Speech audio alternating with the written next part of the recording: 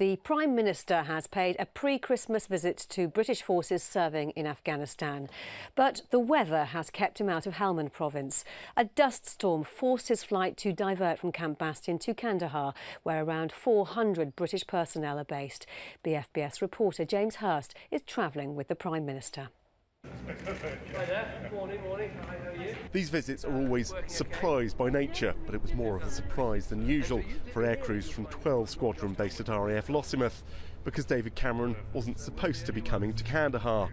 But the Prime Minister came to Afghanistan wanting to talk to frontline forces just before Christmas, and that's what he did, even if once again his plans to visit a Helmand forward operating base were thwarted.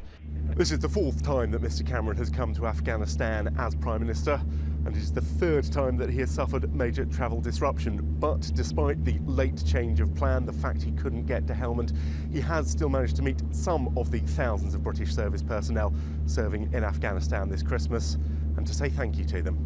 Well, it's always disappointing when your plans change, but the main purpose of this trip was to come to Afghanistan and say a very big thank you to our armed service personnel and to their families back at home. And I've actually had the opportunity here in Kandahar, where there are many people in the Army, the Navy, the RAF. I've met many of them and been able to say that thank you and wish them well for Christmas.